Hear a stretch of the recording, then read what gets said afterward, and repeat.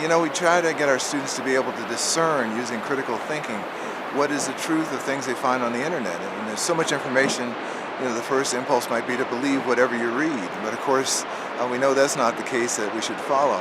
So there's several sites. There's one particularly that talks about the Northwest Pacific Coast tree octopus.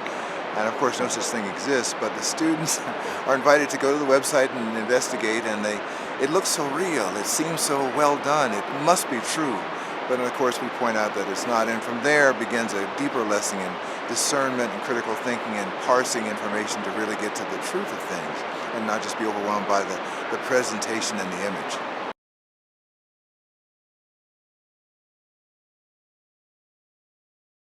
Well, in regard to testing, we all, as teachers, strive to develop some kind of creative assessment.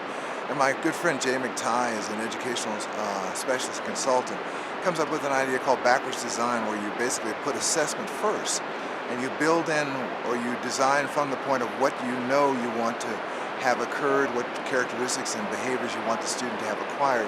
And you can even involve students in the process of building their own assessment with you together. And once the assessment's done, once you know what it looks like, what success looks like, then you build the procedure, the process, the learning method, the technique, and you build backwards. He calls it backwards design. It's a beautiful way to work, and it makes so much sense because everyone, including the student, knows how they're doing, how they're developing every step along the way. They know what the goal is from the beginning. There's no mystery, no final test to get a surprise answer on how well you're doing. So there are ways around and ways within using tests. Tests can be used as tools if we must use them to strengthen our basic curriculum and the real goal, which is lifelong learning, deeper learning that you can apply in the world and make sense long after you've left school.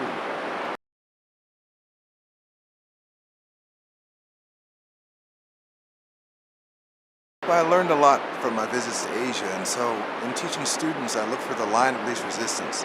I never go against head-on what they're doing to try and dissuade them from using what they love to do, but we try and think of ways actually to subvert what they're doing and bring it into our process so they can learn more than they might just at the initial level. So a game or some kind of entertainment online or whatever they're absorbed in, well, okay, but we can take that further. We can build curriculum around it, their interests. I call it the line of least resistance. Find where they are and then build curriculum around it. And soon they're doing things that you hope they can do, will enhance them. Skill development can be slipped in and so forth. And they still think it's their own. It's their own game, that what they were doing all along, nothing has changed. But they find they're much richer, much deeper, and much more broadly learned because of this interaction with you, accepting what they do and using it as a platform or springboard to go further.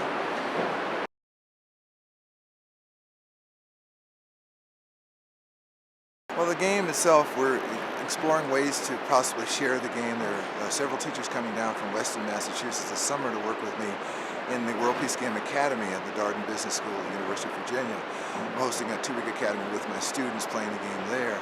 And so that's our first step, and we're also discussing with a Silicon Valley firm the idea of possibly making a virtual version. But the heart of the game, the root of it, is this visceral relationship. It's a communication and a relationship, which is the basis of all my teaching, that I have to know the student, I have to understand them to be able to develop curriculum with them that is suited best for their deepest enhancement, their greatest learning. So if a teacher's doing something, it doesn't have to be the World Peace Game, whatever it is, I hope that they're using a relationship as a starting point, really knowing and caring about the student to make that a possibility that the student trusts them and they can go much further because they have a good relationship with the person who cares about them.